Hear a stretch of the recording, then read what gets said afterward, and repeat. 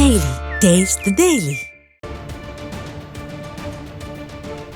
சம வேளைக்கு சம ஊதியம் தருவதாக அளித்த தேர்தல் வாக்குறுதியை நிறைவேற்றாத திமுக அரசை கண்டித்து 26வது நாளாக இடைநிலை ஆசிரியர்கள் பேரணி போராட்டம் நடத்தியும் சாலையில் அமர்ந்தும் போராட்டம் நடத்தி வருகின்றனர். இது பற்றிய விரிவான தகவல்களை தருகிறார் எமது செய்தியாளர் கோபாலகிருஷ்ணன். கூடுதல் விவரங்களை வழங்கலாம் கோபாலகிருஷ்ணன். மஞ்சுளா, வணக்கம். அதாவது தமிழகம் முழுவதும் தொடக்க பள்ளிகளில் இடைநிலை ஆசிரியர்களாக பணியாற்றி வருபவர்களுக்கு ஊதிய முரண்பாடுகள் இருப்பதாக கூறி தொடர்ந்து பல்வேறு கட்ட போராட்டங்களை இடைநிலை ஆசிரியர்கள் நடத்தி வந்தனர். அவர்களிடம் இப்போதைய முதலமைச்சரும் அப்போதைய எதிர்க்கட்சி தலைவருமாக இருந்த மு.க. ஸ்டாலின் அவர்கள் திமுக ஆட்சிக்கு வந்தால் இந்த 2009ஆம் ஆண்டு பணியில் அமர்த்தப்பட்ட போது ஏற்பட்ட இந்த ஊதிய முரண்பாடுகள் நிச்சயமாக களையப்படும், சம வேலைக்கு சம ஊதியம் என்ற கோரிக்கை இடைநிலை ஆசிரியர்களுக்கு நிறைவேற்றி தரப்படும் என கூறி தமிழகம் முழுவதும் பணியாற்றி வரக்கூடிய 20,000க்கும் அதிகமான இடைநிலை ஆசிரியர்களுடைய வாக்குகள், அதே போன்று அவர்களது குடும்ப வாக்குகள் என சுமார் 3 லட்சம் வாக்குகளை பெற்று ஆட்சிக்கு வந்த திமுக அரசு இதுவரை அவர்களது கோரிக்கையை நிறைவேற்ற எந்த விதமான நடவடிக்கையும் எடுக்கவில்லை என்பதுதான் இடைநிலை ஆசிரியர்களின் ஆதங்கமாக இருக்கிறது. விடியாத ஸ்டாலின் மாடல் அரசு தங்களை கவர்ச்சிகரமான வாக்குறுதிகளை கொடுத்து ஏமாற்றி விட்டதாக கூறி தொடர்ந்து 26வது நாளாக இடைநிலை ஆசிரியர்கள் பல்வேறு கட்ட போராட்டங்களை நடத்தி வருகின்றனர். 26வது நாளான இன்று சென்னை கோட்டம் ரயில் நிலையம் அருகே பாரிமுனை பேருந்து நிறுத்தம் நுழைவாயிலில் சாலையில் அமர்ந்து கொண்டு சுமார் 2000க்கும் அதிகமான இடைநிலை ஆசிரியர்கள் மாபெரும் பேரணி போராட்டத்தை நடத்தி வருகின்றனர். கோட்டை ரயில் நிலையத்திலிருந்து பேரணியாக வந்த இடைநிலை ஆசிரியர்கள் சுமார் 1 கிலோமீட்டர் தூரத்துக்கு சாலை ஓரத்தில் அமர்ந்து விடியாத ஸ்டாலின் மாடல் அரசுக்கு எதிராக கண்டன முழக்கங்களை எழுப்பி வருகின்றனர். நிறைவேற்று தேர்தல் வாக்குறுதியை நிறைவேற்று என்ற முழக்கத்தையும், ஊதியம் கொடு, சம வேலைக்கு சம ஊதியம் கொடு என்ற ஒற்றை கோரிக்கையை வலியுறுத்தி இடைநிலை ஆசிரியர்கள் ஒட்டுமொத்தமாக தங்களது எதிர்ப்பை பதிவு செய்து வருகின்றனர்.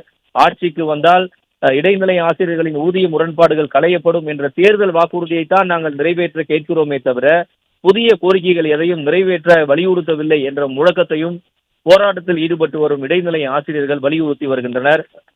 திமுக ஆட்சிக்கு வந்த நாள் முதல் பெண்கள் வாழ்வில் முன்னேற்றம் அடைந்து விட்டதாகவும் சமூக நீதி அனைத்து பெண்களுக்கும் கிடைத்திருப்பதாக விளம்பரப்படுத்தி வரும் திமுக அரசுக்கு போராட்டத்தில் ஈடுபட்டு வரும் பெண் ஆசிரியர்கள் கடுமையான எதிர்ப்பை பதிவு செய்திருக்கிறார்கள். போராட்டத்தில் ஈடுபட்டு வரும் இடைநிலை ஆசிரியர்கள் 2009ஆம் ஆண்டுக்கு முன்னால் பணியில் சேர்ந்த இடைநிலை ஆசிரியர்களுக்கும் தங்களுக்கும் 20,000 ரூபாய் வரையில் ஊதிய முரண்பாடு இருக்கும் நேரத்தில் எங்கே திமுக ஆட்சியில் சமூக நீதி உள்ளது என்று ஒரு கோடிட்டு காட்டி தங்களது ஆதங்கத்தை வெளிப்படுத்துகின்றனர்.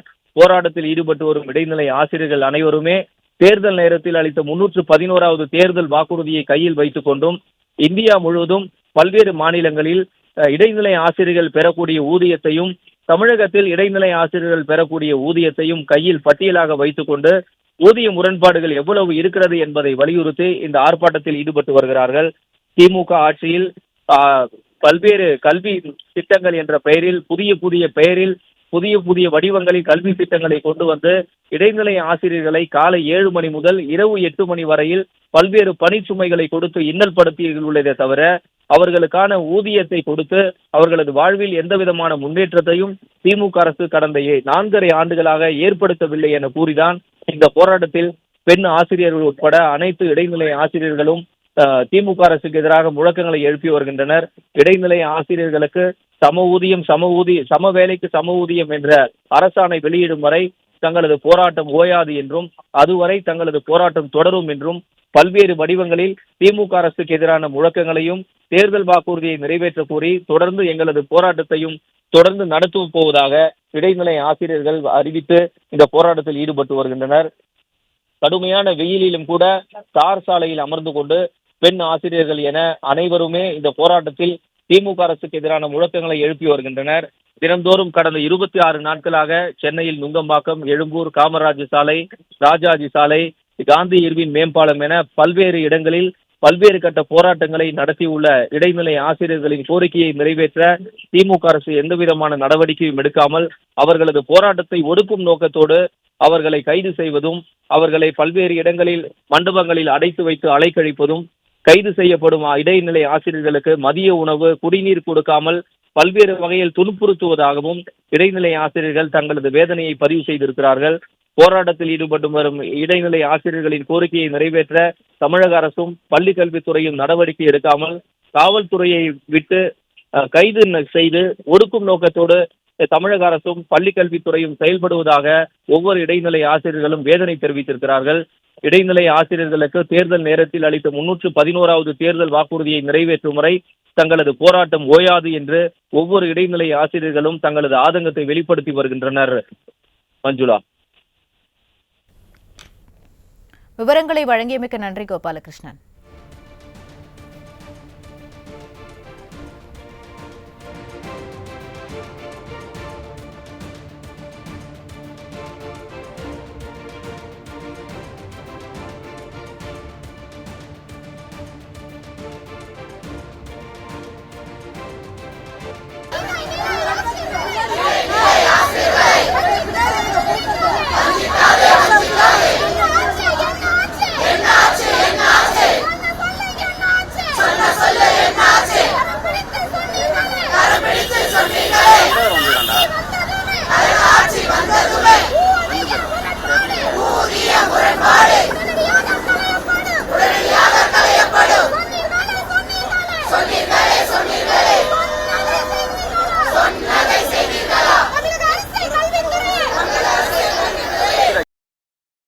இது எதிர்கட்சி தலைவராக இருந்த போது நாங்கள் போராட்டம் பண்ண போது நேரில் வந்து இப்போது இருக்கிற முதலமைச்சர் நேரில் வந்து உங்களுடைய எதுவும் சரியானது, நான் எங்களுடைய கழக ஆட்சி அமைந்தவுடன் நாங்கள் கண்டிப்பாக நிறைவேற்றுவோம்னு சொல்லுவாங்க.